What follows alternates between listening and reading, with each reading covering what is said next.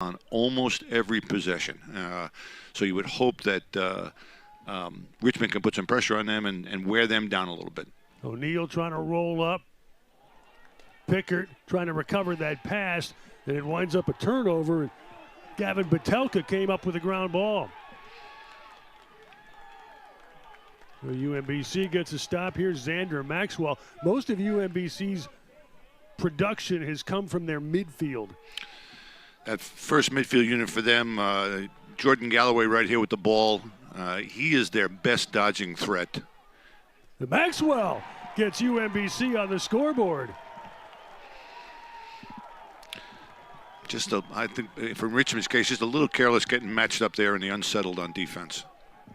So a turnover at one end, goal at the other. 13:33 remaining in the first quarter. Xander Maxwell, a freshman out of Edmonton, with his third goal of the season. Down to Aiden O'Neal. Evan O'Neal finds that pass. Now Creo. Alpaw.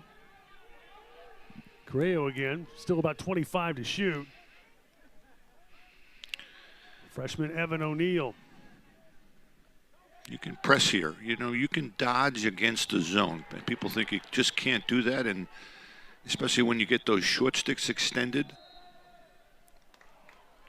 Turns into a ground ball battle controlled by the Spiders, but the shot clock down to 7.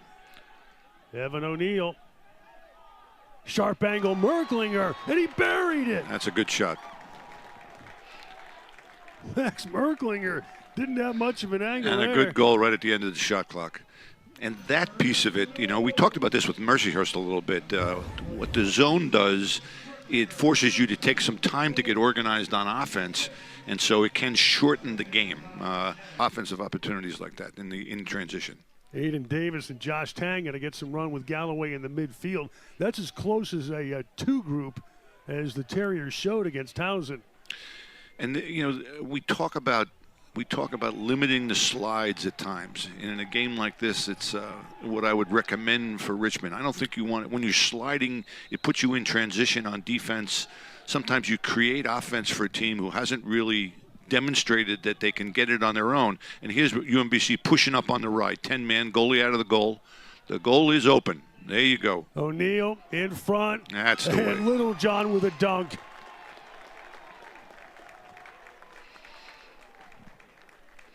So the Terriers caught in the 10-man ride there. Lucas Littlejohn with about the easiest goal he's maybe ever scored. Yeah, well, like I said, I think Richmond has seen a lot of 10-man ride this year already. They played Virginia earlier, who likes to ride aggressively. Now the Terriers to work on the rod.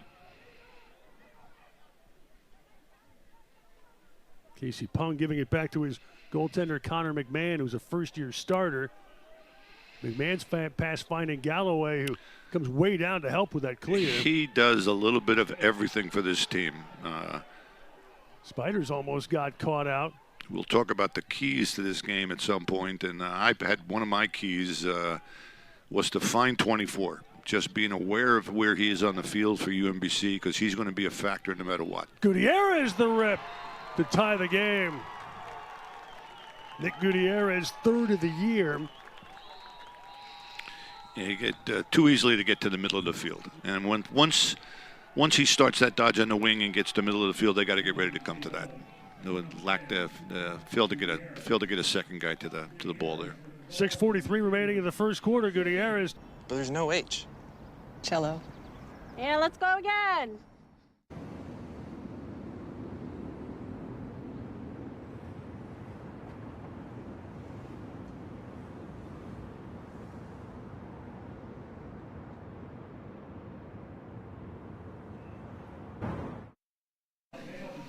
Second quarter, Robins Stadium. And you coming in, you had two pretty stingy defensive bunches. And this one might be a day where you bet the under, but goals have been in short supply earlier here until Max Merklinger got the hands free, and now it's 3-2. When you play that zone with the short sticks on the inside like that, that's where you feel like you're a little bit vulnerable. And Richmond has done a good job looking in there and then finding Merklinger for the opportunity. Merklinger's second goal of the game, 11th of the year. And I wonder if young O'Neill on the attack is related to the zone. Face-off win against Chinoy, but had to play it out the back door. McMahon, long pass for Marinello. He finds Trey Fleece. Who finds Galloway, who has a way of finding the ball, doesn't he? Yep. And Galloway finishing the clear. Here's Xander Maxwell. And now Galloway inverted. Saw quite a bit of this. Against the short stick here, so this is, Richmond's got to be alert to this. Dumps it back down to Maxwell. Quick pass in front. And Alan Hockenberry just scored his first of the year.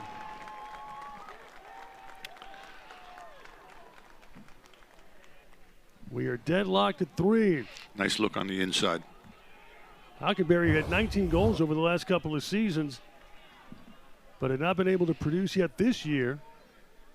Ties the game with 11:05 remaining of the quarter. Yeah, a little ball watching on the inside, and not enough coverage from the back ends. And the clearing game is an exercise, is an instinctual exercise, and if you're not being that alert, you're just not going to see the guys or find the guys that are open.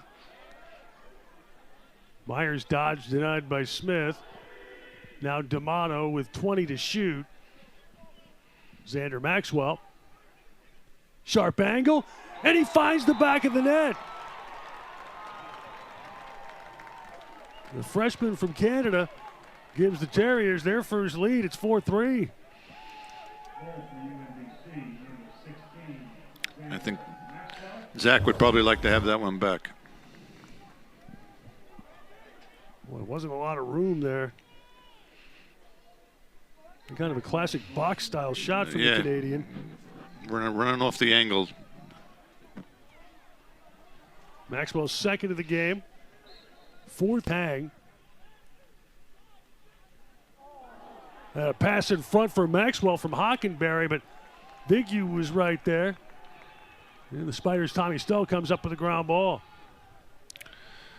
UMBC jumps 10-man again out of the cage. Look down in the corner. Dunham up the field for Pilling, who's able to run through traffic. And now the Spiders have numbers. Alpaw down low. O'Neill, and he buries it to tie the game. So they've gotten a couple of goals when they've been good clearing the ball, when they've been alert with their head up and been able to handle it. They've gotten an opportunity. That's the second goal of the 4 that they've got. 2 of them are off the ride in the clear. Aiden O'Neill, first of the day, 13th of the year, gives him the team lead. And the Spiders tie the game at 4. A game like this, the way this is started out here, it's way too early to be panicking at all. But this is when your leaders, your more experienced players, have to step up and take control here. DeCenzo back out to take this face-off against Alex Steers. Solid ground ball pickup there for Casey Pung. Now looking for some help. Dante Marinello. And again, Galloway coming back to help in the clearing game. But his pass off target. Attack. And Littlejohn with the finish.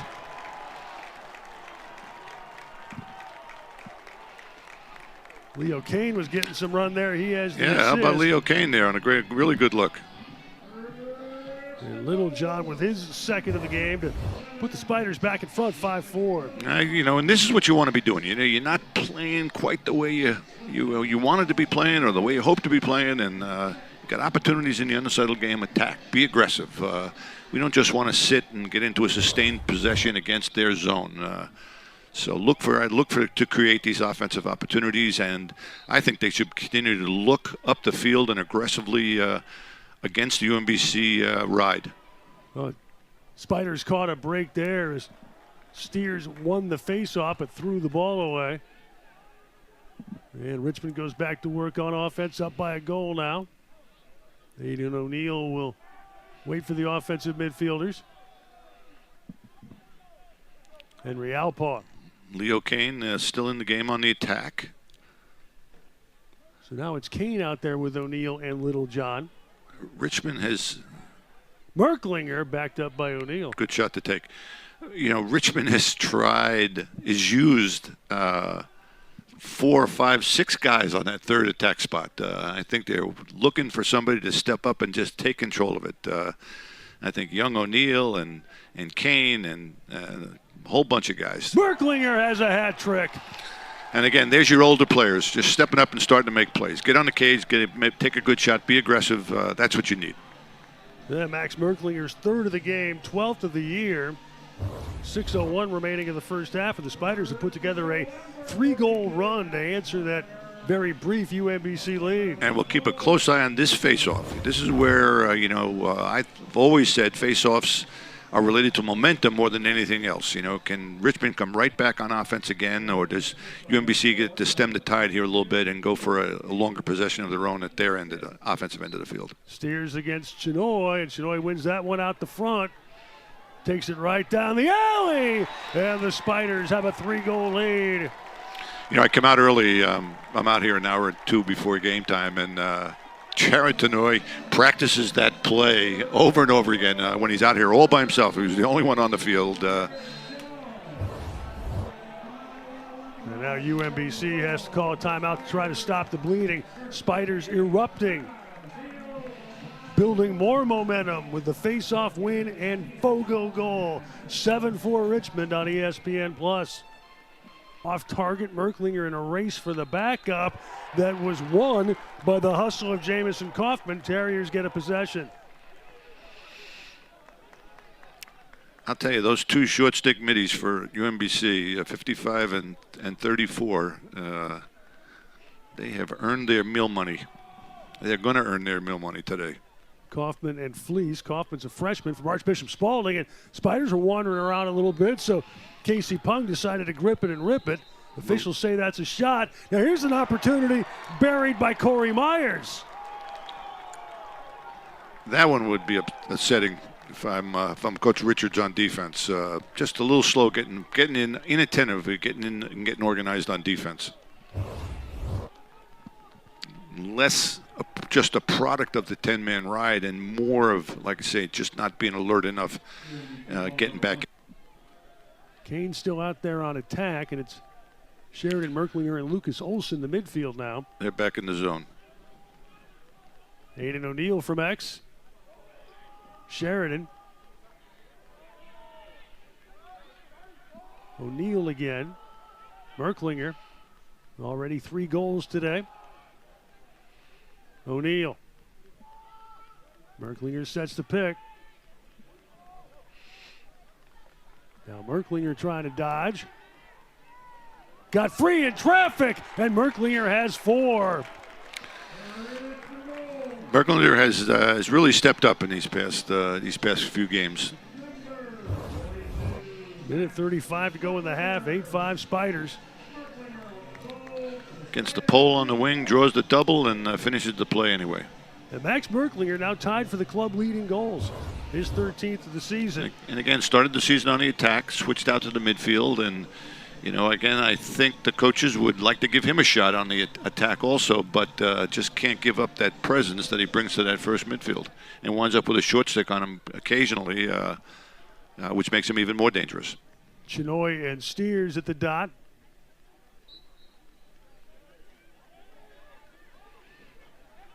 That's scooped up by Stull. Possession Richmond. Stull sitting on about a half dozen ground balls now today. Here's O'Neill. From a sharp angle, and he buried it.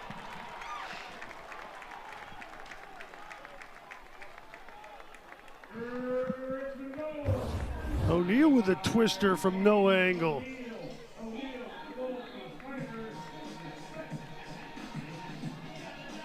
And he pinged the upper. Trying to figure out which one might be the guy to step in there. Xander Maxwell wrapped up by Connor Kelly, and Retrievers again turn it over. Littlejohn. Now for O'Neill. Spiders were down 4-3, ripped off 4 straight goals. Aiden O'Neill. So UMBC does come out in the zone. Again, it forces Richmond to take a little time getting themselves organized on offense. Merklinger. Alpaugh from distance. And the Spiders in double digits. Basketball or lacrosse. That's the zone buster right there. You hit that long outside shot. So Henry Alpaugh, the step down for his 6th of the year. Makes it 10-5. And a big swing there just in the first few minutes here of the second half between the Retrievers being 2 men up on offense and not being able to cash in, and then Richmond being able to get a long outside shot for a score at their end to go up 5. Chenoy and Alex Steers at the dot. And Chenoy another win. Stull down to O'Neill.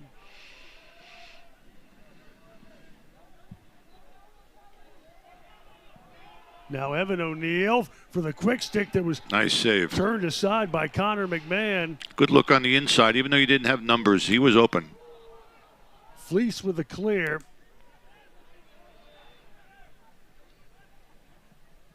And Trey Fleece scores his first goal of the season. Again, you know, as a former defensive player, the mileage that they're getting out of Trey Fleece and Jamison Kaufman, 34 and 55, is very impressive. Trey Fleece goes from, you know, running down and scoring a goal at the offense, playing defense, running create. Felt like Richmond gave up, passed up on some good shooting opportunities there. Gutierrez down to Hockenberry. He's back in on attack. His pass eluding Myers, but chased down by Galloway. Still 37 to shoot. Myers starts to dodge. Played by Xander Welty.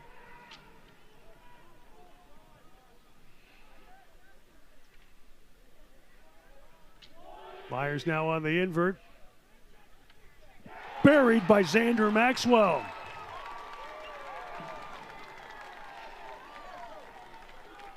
Well, Maxwell makes it 10-7 with his 3rd of the game. I think that Coach Richards will have some things to talk to his fellas about when this game is over. You know, squeezing that time makes some sense, but Richmond needs to remain aggressive.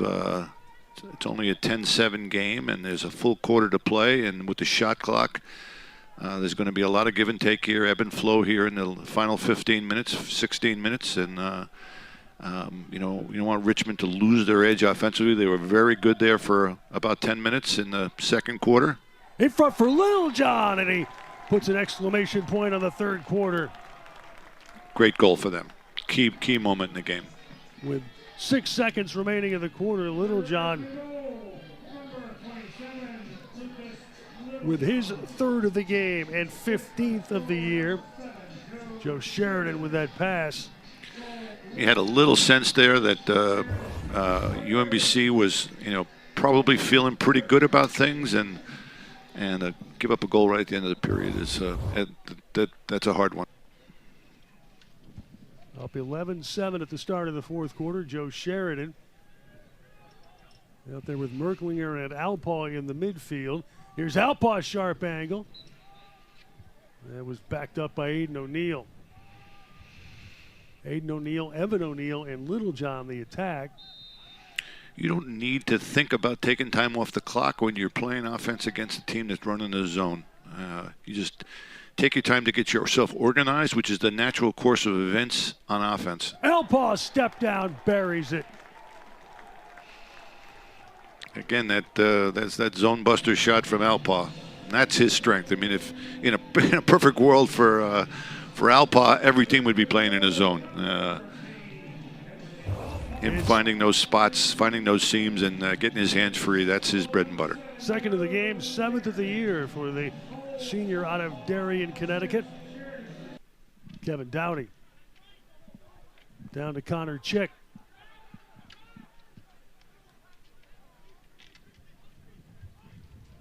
Well, Gutierrez unable to handle that pass, trying to slip up in front of the net, and it's a turnover back to Richmond.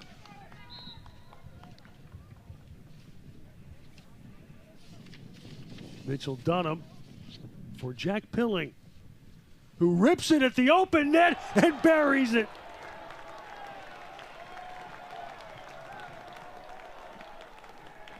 Ten-man ride backfiring there for the Retrievers. In a 6-goal game, 3 of those goals now off the clear for Richmond. And Pilling's first of the year, just another 60-yard bouncer.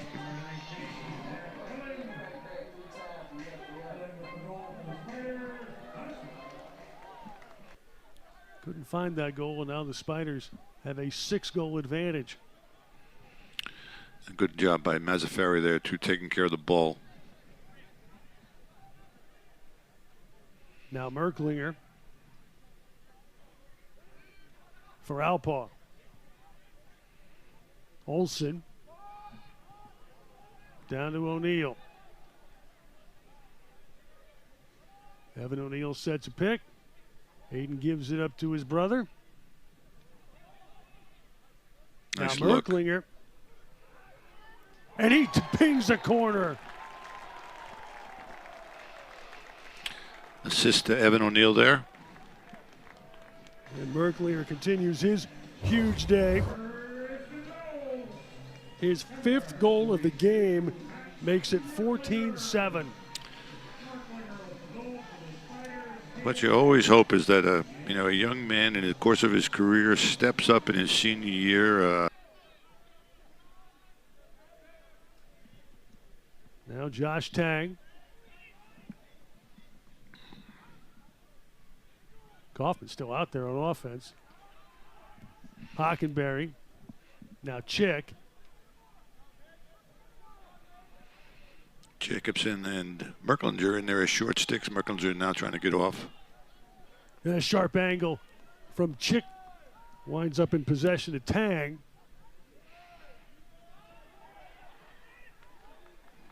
Plays it back for Davis. Out to D'Amato. And D'Amato's twister finds the back of the net. Seems like a replay of that early goal that they scored.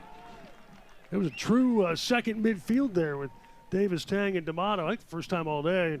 Yep. D'Amato with his 3rd goal of the year. UMBC goal.